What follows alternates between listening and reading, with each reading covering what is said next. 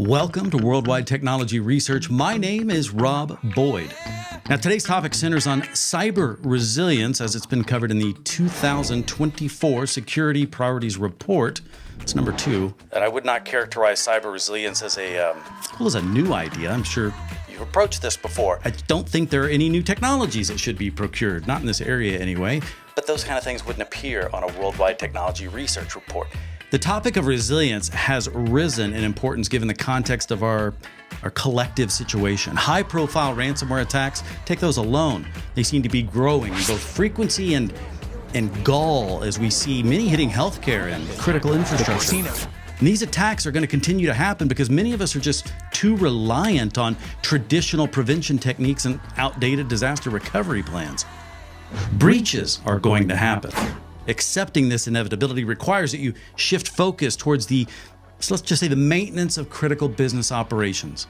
We can't stop all the attacks, but we can improve our response, or as our featured guest will soon lead us to believe, to improve our resilience. Kate Kuehn is Global Head of Cyber Advocacy for Worldwide Technology, but check this bio out. Oh my gosh, no matter how much I summarize this, I bet she had to leave off all kinds of great experience just to fit this on there.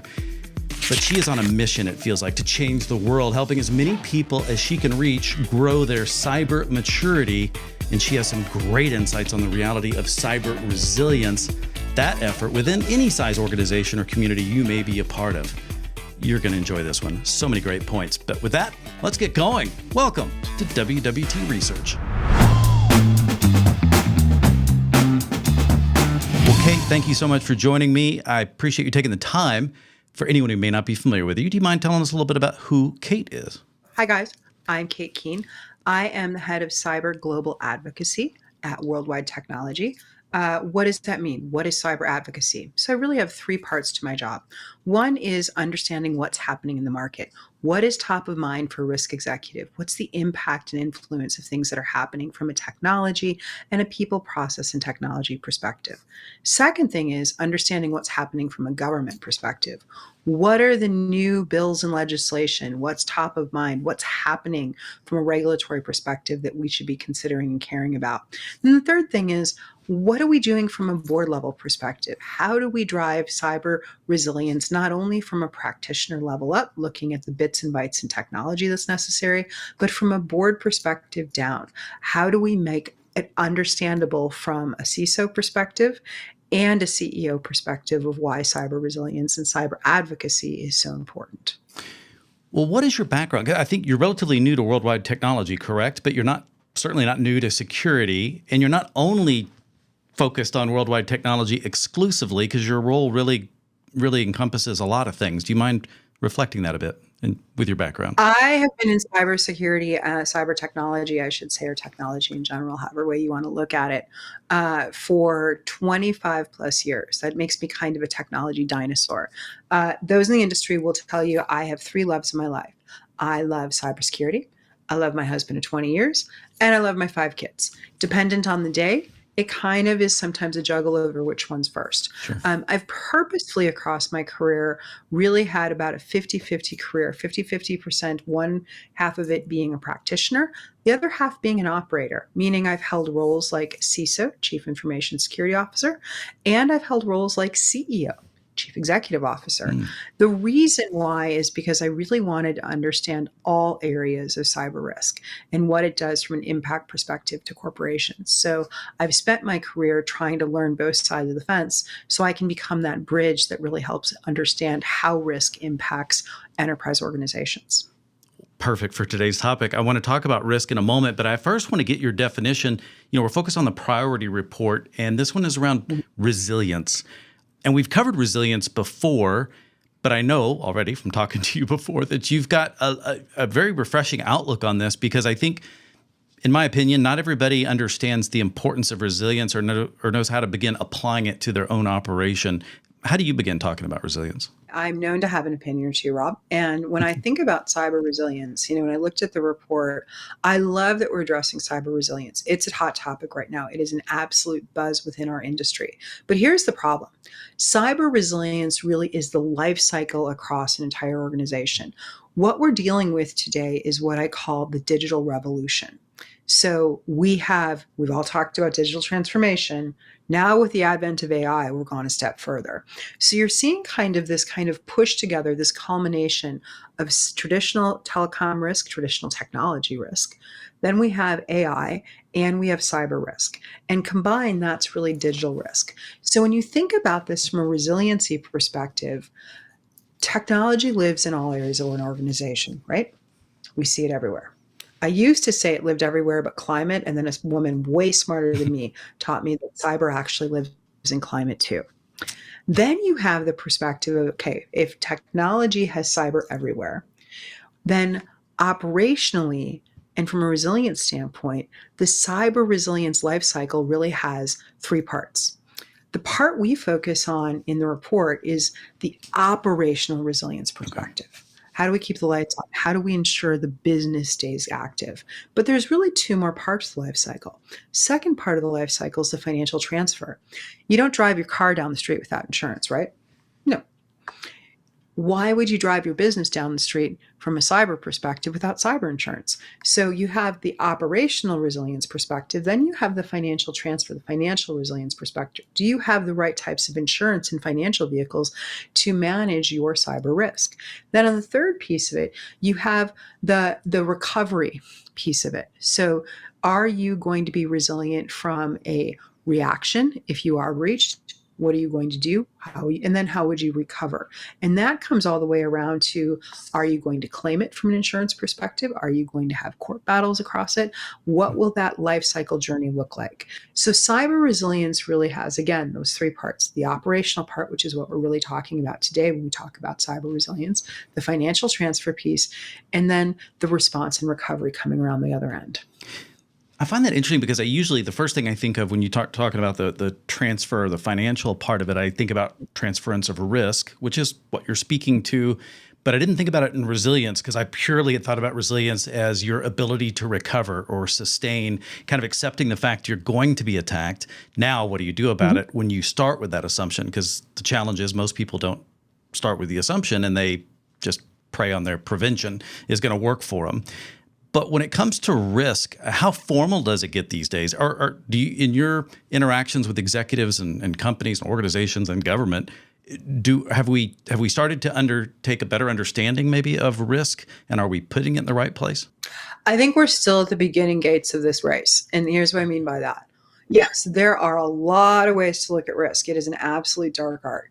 But the reality is that we don't always speak a common language. So when I'm standing as an operator, and I'm looking at it from a board director perspective or advisor to an organization or a CEO, chief revenue officer, those roles, I'm looking at how cyber is impacting the rest of my business.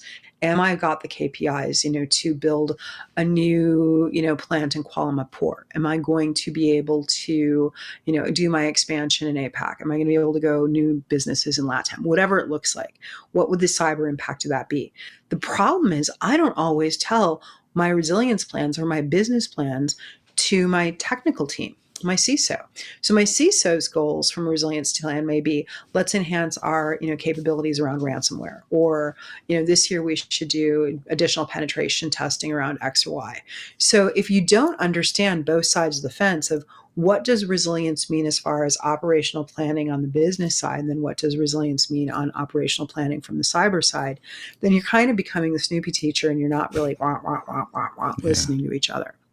That's kind of why I say we're at the infancy of this. There is no standardized reporting for boards around cyber yet. Everyone has a hodgepodge.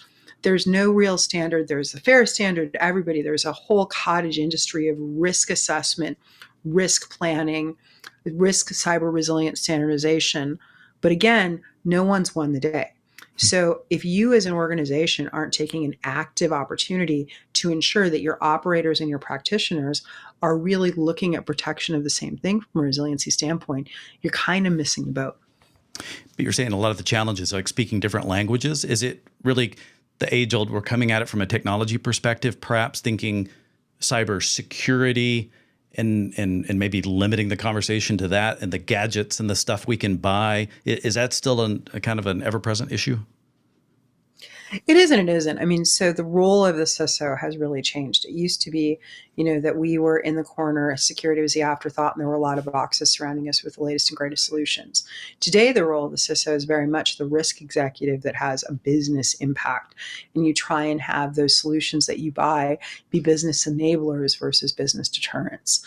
The reality, though, is that when we think about where we're headed, it's not just about the solutions we buy from a cyber resilience standpoint. It's about, again, think about what we look to commonality, the commonality of our language. A CEO is thinking about everything from, your business, place in the marketplace. Are you, competitive cost advantage? Do you have market differentiators? What are your competitors doing? What do your employees need? All sorts of different things. The CISO is thinking about, okay, my cyber education, my regulatory stance, do I have the right maturity baseline? All sorts of different things. So you have to make sure that you're bridging the gap between the two so that there's an understanding and common ground when thinking about it from a resilience standpoint. Well, it's not just between them, right? So I want to go into some of the action steps that are talked about in the paper, because I think they are a good launching point for you to riff off of these things. And the very first one talks about building your resilience team. So it's not just about communicating with the CEO and maybe the risk executive. That person, I guess, is separate from the CISO, but it's about the organization as a whole and the ways in which this risk needs to be reflected across various business units. What's the challenge there, and what's the opportunity that we need to really be looking out for? Okay, so I love that you talk about building the resilience team. I love to call it the coalition of the willing. And what I mean by that is everyone in an organization has a part to play when you're thinking about cyber resilience. HR, and think about it, all your employees, everyone has some part of the journey, from your executive team to, in essence, setting the tone, to your janitor that's sweeping the floors. Everyone has a piece from a cyber resilience standpoint. So when you start to think about that, making sure that the functional areas that have the most impact across your organization, your finance team, HR, your technology teams, your key executives, whoever that is, that they have a voice and a role to play when you're planning cyber resilience. What are the most critical systems that have to stay on from a lights on perspective? Are you a third or fourth party supply chain to a number of other organizations? What are your crown jewels? What are the key operations that must stay up? And do you have the right parameters to get them up in a timely manner? Yeah, when I think about that priority too, I know we've talked about this in the past, but it's also knowing what to bring up first and what's involved with that, I guess, because it's certain things are going to be critical. And in most situations, when something significant goes down in every operation I've seen, there's a lot of chicken with the head cut off type stuff going on, and people with very good intentions might be firing off in the wrong directions, maybe even compounding the problem even further. Extending this throughout the whole company, I kind of hesitate because I feel like we say this with a lot of things, but it does feel like it's across domains. So therefore, you're really looking at a cultural change in an organization to understand and put this in the right place. Do you have pointers for how to go about doing this kind of stuff? Where does it usually start? It feels like a big journey. Everybody thinks that their baby's the cutest. Everybody wants to come up first. That's just naturally. Yeah. The reality is, to your point, there needs to be methodology around it. So the first thing is, for most organizations, it's your customer, your customer first. What does it take to make sure that you are able to keep the lights on to service your customers? Second piece is, for many organizations, regulatory. What systems and how do you maintain your regulatory baseline so that you don't end up with not only insult to injury as far as massive fines and inability to service your base. Third thing is, you think about, especially when you start to think about some of the software organizations and supply chain, is what is the impact of you going down to an ecosystem? If you provide something that's utilized across multiple industries, so maybe it doesn't impact directly your first client, but it impacts your client's client. What does that look like? So the first thing you want to do is look at the risk scenario. What is the material costs around if you're down hard, and what would it take to get at least a minimum viability going? Are there any things that if it were to go offline, that there's a catastrophic impact or reputational damage, either from, a holistic customer trust basis, Mhm. or from looking at it from an absolute regulatory perspective. So, case in point, if you're a healthcare organization and you're providing real time supply to hospital chains, while it may not be the greatest location in the middle of the mountains, if that's the site you're getting real time, in essence product that has to be at hospitals in a certain amount of time, that site just became 100% mission critical. That may not actually be on a DR planning from a board perspective, because the board doesn't understand that your tiny little site in the middle of the Mhm. mountain is actually your number one producer of a real-time product.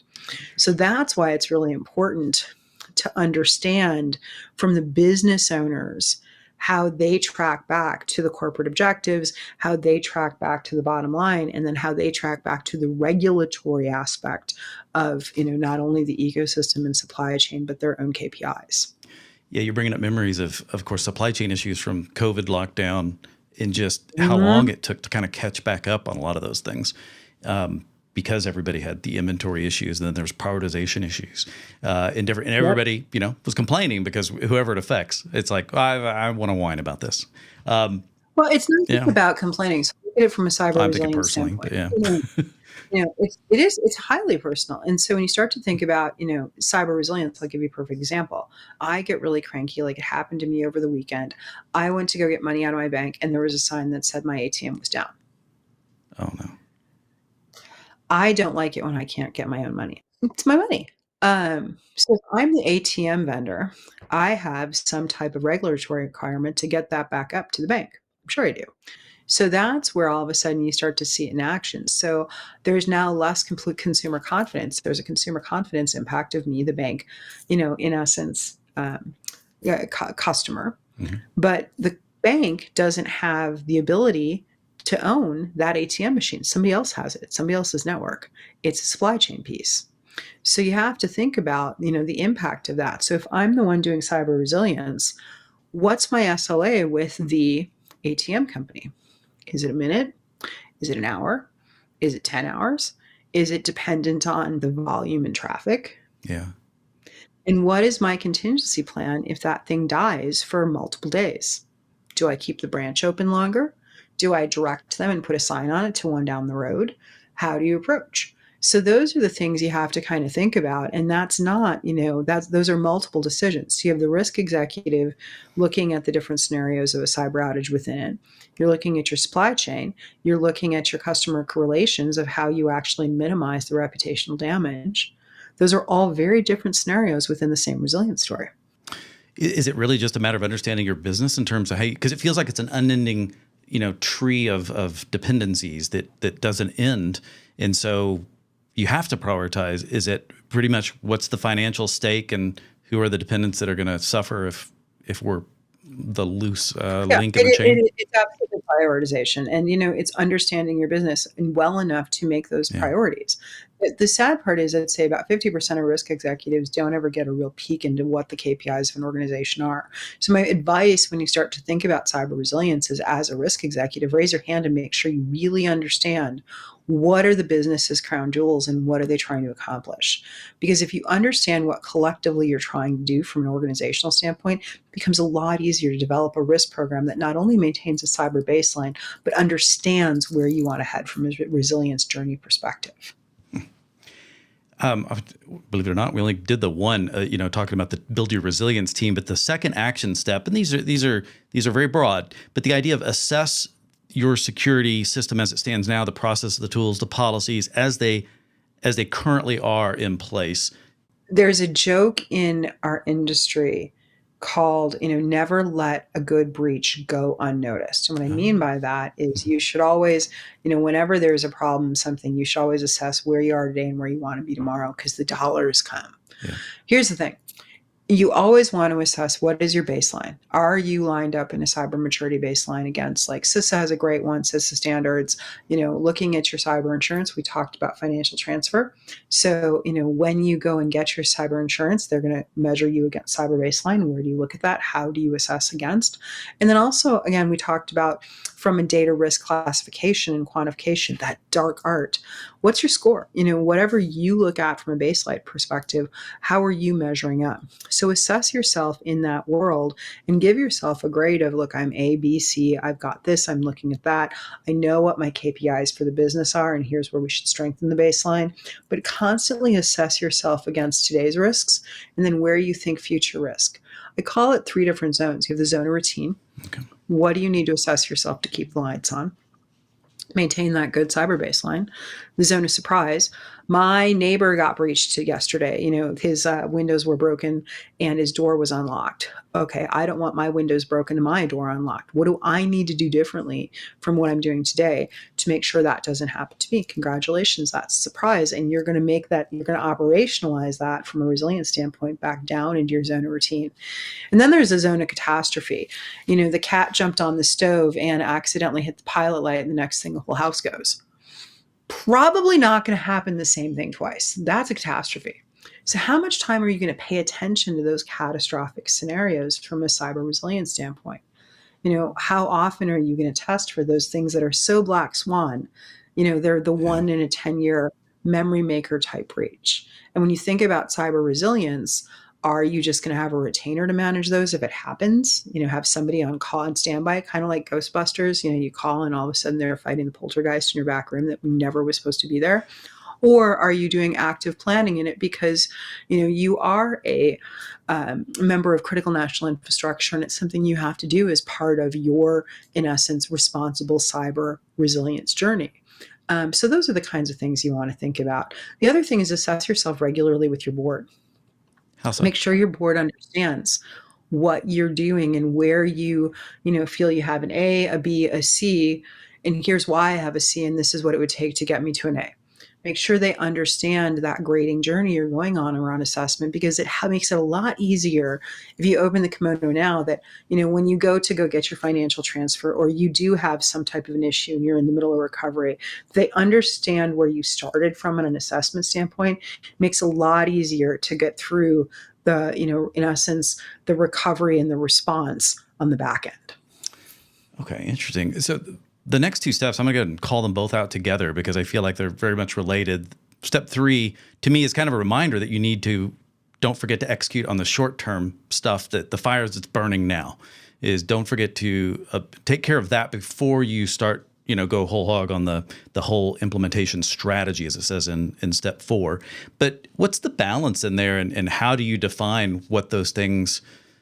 Because I guess it goes under assumption that you're going to find some things that are burning currently that need to be addressed, so that some level of analysis is being acted upon. Yeah. Yeah. So when you're thinking about cyber resilience and you start the cyber resilience journey, congratulations. Cyber is the never-ending journey. There is always something to address. Yeah. Just the nature of the beast. There is not one organization where I've sat down and gone, wow, you're 100% mature. Every aspect is perfect. We're done and dusted. We'll see you in 2 years. Because congratulations, there's going to be some adversary out there. Humans are flawed individuals, to, quote my favorite Jimmy Buffett. Yeah. And as long as we are flawed individuals, there are going to be this thing called hackers exploiting the flawed individuals. So we're never done. So this is what I mean to say is you have short-term vision, long-term goals when it comes to cyber policy and cyber resilience. Short-term vision is, look, what you're assessed. If you've assessed your baseline, you know where you're good and you know where you're going to have some problems. And that has to do with, again, the maturity of your organization. Are you in denial? Look, I am just a guitar shop, because I see the guitars in your back room, in your back wall. You know what? I don't care that I have 4, is it a Fender Stradivarius? Is that? Yeah. I think it is. A trumpet, I have a Stradivarius, but no, Stratocaster, I think is what you're thinking of. Yeah. Stratocaster. Thank you. I knew there was a Stratus something. Yeah, with that's perfect. Yeah. In the back room. And, I know they're worth a couple $100,000 online, but I'm still just a guitar shop. Who's ever going to crack me? All right. Guess what? Until that denial goes to false confidence. Or, I know that I have these really, really, really big guitars, but I've bought every single cyber Norton antivirus under the sun, and there's no way my e-commerce site's going to get popped. Then all of a sudden there's a fraud and there's a phishing campaign, and 2 of those gorgeous guitars get shipped to somewhere in Texas, and there's no payment. Yeah. Hard lesson, right? Yeah, So absolutely. why I'm saying all this is you have to think about the cyber journey of your organization. So short term, you have to think about what are the 2, 3 things that are going to move the needle of your cyber culture and help improve your posture. And those should be in line with your current business KPIs. I am building a new plant in Kuala Lumpur. All right, have we looked at the hacktivist activity there? Do we understand what our new risk profile is? Do we have the right mechanisms for dealing with that geopolitical question? Maybe, maybe not. Have we trained all of our plant employees to understand why doing something as silly as badging in and out to a warehouse could potentially be important? The long-term goals, boiling the ocean. We all love to talk about zero trust. I named one of my children Zero Trust. You can follow him on Oh, Twitter. It's great. Zero Trust, baby. Follow him on Twitter. not the Um, same as a trust you fund, know, baby. Yeah. no, I Zero have a trust zero fund. trust, baby. Yeah. You think about long-term goals, and you think about like macro segmentation, micro segmentation, being able to trust no one and having a truly segmented organization. Those are goals that take multiple steps, planning, buy-in. Yeah. And so doing the short-term things, access controls, understanding your different zones, understanding how you're going to implement new solutions that give you more visibility, those kinds of things help enable those long-term, more high lofty strategic goals that a board is going to really care about as you look to move the baseline from a cyber resilience standpoint. Those interconnected questions and awareness that you're speaking of really feels like it kind of circles back to the notion of the resilience team and maybe speaks to the people that need to be on that type of team, because you do need someone to speak to, well, here's where we're going next in Kuala Lumpur. Here's other things that we're doing. So it's not just IT and an executive. It's going to be various departments and different things. You were telling me a story about zero trust, I believe, and that one of the complaints when somebody told you about executing zero trust boiled down to one department. Do you remember what I'm talking about? I do remember what you're talking about. So the government right now is in a lot of flurry to enact zero trust across the different departments. And I was chatting with a friend of mine at CISO, one of the departments in the government, and he said, Kate, my problem with zero trust implementation is not the technical aspects, figuring out my macro zones, my micro zones, micro segmentation, that kind of thing. My problem is HR. I'm like, what do you mean HR? Yeah. HR is your problem. It was more to your point, they hadn't created a good enough, in essence, resilience team to understand why they would be implementing things like zero trust across a very large government entity. And so the HR team kept pushing back, going, well, I know that we're supposed to give no one control, but we want to make these exceptions.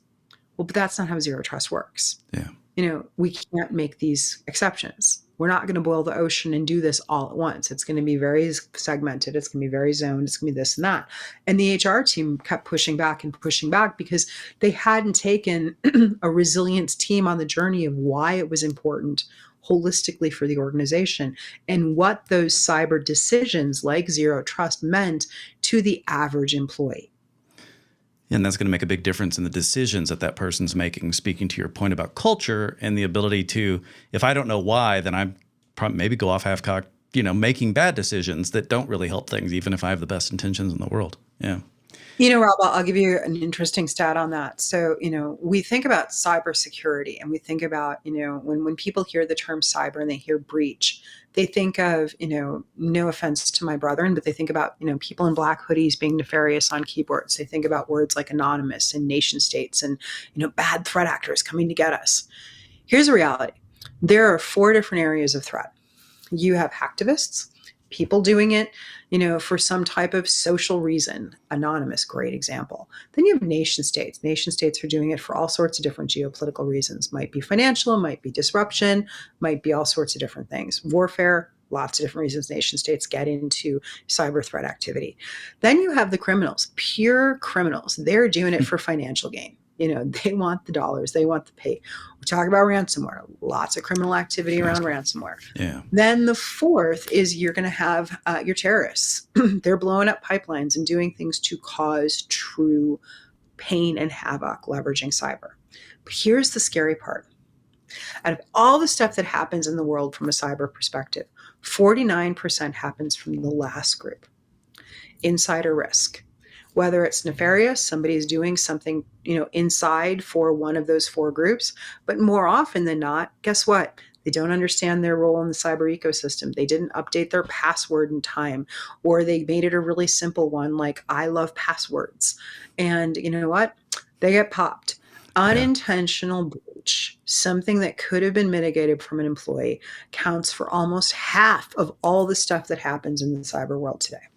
Which means you need to obviously, it means you need to be thinking about how to protect us from ourselves and from the mistakes and the easy, because how many times we had big outages and it was a routing update, that went awry or was, a little bit uncontrolled, or just something, that should be a non-event. Yeah. Flawed individual. We are flawed individuals. Yes, we are. Friend. Well, thank gosh, AI has taken over. We won't have to worry about that much longer, but that's a different show. On that real quickly on ransomware, the advice has always been, pay or don't pay or something like that. Do you have any advice you generally give on ransomware? I don't really like getting into the pay or don't pay debate, but here's what I'll say on it. I believe that we should really follow the government's guidance on the subject, because we end up getting into regulatory stickiness when we don't do that. And most organizations have, even from a supply chain perspective, some tie to a regulated entity. Payment or non-payment is a very personal decision. True story. Was once on a plane in the middle of heading to, I think, Disneyland at the time, no, Disney World. And I was chatting with a woman who was selling her husband was selling their company because they'd had a ransomware attack and they had to pay the ransom, and it was a couple $1 million. And they were the largest concrete distributor in Dallas. Oh, wow. And the company was going out of business because it was too hard for them to keep up their cyber stuff after an attack like that. And because concrete's their business, not cyber, they just didn't understand how to keep up with it. And they'd already paid. Yeah. So it's a personal decision. Yeah. Here's what I would say about ransomware. We're seeing trends where more and more ransomware is unrecoverable. We're also seeing a lot of trends where a lot of ransomware is reputational, where they have the data and they're going to leak it if you don't do something. We just saw a very interesting case with the health system breaches that have been happening, where they paid ransom and the criminals ran away with the money and didn't pay the other criminals who were still holding the data. Yeah. There's not a lot of honor among thieves. So what I would say is, for anyone that's looking, is maintain, first of all, have good data recovery and backup. We're seeing a huge uptick from a cyber resilience perspective of things like cyber vaults and understanding, again, how to bring critical systems up. If you are faced with a choice to pay or not to pay, understand the current regulatory landscape of that choice. And 4, weigh, just like you would with anything else, your risk register of what the impact would be on both sides of the fence. I hope that's a good answer. No, I think it's great. And because it boils down to, this stuff, there's no easy answers. and it requires a lot of foresight and a lot of planning in advance, which gets back to the entire point, which is that's why this is on the priority list. You need to be thinking about these things before your house is on fire. Before we leave, just kind of takeaway points. And if you could, to the extent that you can, and I know you haven't been at Worldwide long, but I think you've been a partner with Worldwide for a long time and you've worked with them in various capacities. Can you kind of speak to what's the benefits that Worldwide and the teams that you're kind of representing in this conversation offer for helping answer these questions and perhaps get people through the process? I think that Worldwide Technology is really the leader of where we're headed in digital disruption and digital risk. If you think about where we come from a legacy perspective, we know technology. We have a very strong point of view regarding cybersecurity, and we are incredibly innovative around how we're considering AI. And what I talked about earlier was this concept of digital risk. And digital risk is really a dovetail to what we're thinking about from a cyber resilience perspective. How do you, remember my 3 things, keep the lights on operationally? Worldwide does an amazing job, WWT, at operational resilience. Okay. People, process, systems. How do we proactively make sure we've built the right things to keep the lights on? From a technology perspective, a cyber perspective, and now even an AI perspective. We have the ability to think about how that financial transfer, we assess our systems, we look at what's happening with an insurance, we need to go buy a new EDR, XDR, SIEM source special. Guess what? Comes right back up to Worldwide. WWT has the expertise to figure out what an EDR, XDR, SIM source special looks like. Yeah. Kind of making it up, but God, it's a fun acronym to do 4 at once. It's really fun. I'm impressed. Then you think about, as we continue that cyber resilience journey to the recovery and response piece. We got to respond to it, we got to recover. And there's going to be new solutions that are introduced from that type of a conversation. And again, that trusted advisor, the trusted partner we have on this side of the fence that helped us build our operational resilience is the same one after we respond, as we're starting to recover, we can go to augment what we're going to do next time in that operational space. Well, I like that. I think some people have made mistakes of kind of lumping worldwide technology into kind of the box pusher category because they can certainly sell you boxes. But it feels like this consultative approach that says, how do we bring the important parts of your organization in and work with them in a way that is meaningful to you and your organization becomes a huge and necessary type of thing to pull off. And so I think that'll continue to pay dividends. Yeah. Rob, it's interesting you say that because, there's a term, and you're right, box pusher. Here's the reality. I love a good jigsaw puzzle. I don't know any resilient story that's not a jigsaw puzzle today. And what I love about WWT is, we have pieces, we have all the pieces of the puzzle. It's not just, you're never going to buy a fully XY system to do everything from cyber resilience. What you need to know is that A plus B will equal C, and C plus D will equal E. And you get all the way to whatever you need it to be in the puzzle scenario. And that when you want to expand or contract, you still have a partner that can do that. And that you can look at the interoperability of your systems today, leverage those effectively as you assess to do more with them in the future, without necessarily having to bring more boxes to bear or getting the right boxes to complement what you're already doing. And that's the power, is that we have not only the relationship of the boxes, but the services and the holistic opportunity to act in that trusted capacity that makes us so unique. Yeah, that's incredible. I remember one of the big benefits that I'd realized, it was a while back in an early show, but it was just the notion that a lot of times WWT will work really hard with you to verify that you're even using what you've already purchased correctly, that you're getting value out of your previous investments before there's ever any talk about additional investment that may or may not be necessary. And so, I like those principles. Well, Kate, thank you so much for taking the time to join us. I know you've got a very busy calendar and hope you travel safe with everything you've got going on, but thank you. Thank you. Cyber resilience is one of my all-time favorite topics. I love talking good resilience and that, bridging what we do from an operator perspective to the practitioner. It's just been fun going through the report with you and spending some time on this topic. Thank you. Well, I think it's a blessing to have you on the team, and so I'm excited to be working with you now and into the future. Worldwide's got good people and just proved it once again. Thank you, Kate. Cheers. Thank you. Did you get all of that? I mean, thank gosh for replays, right? I took so many notes. Even though I'm editing the show itself, I'm still going back and just taking more. I think Kate gave so many great ideas. I hope you got as much benefit out of it as I did.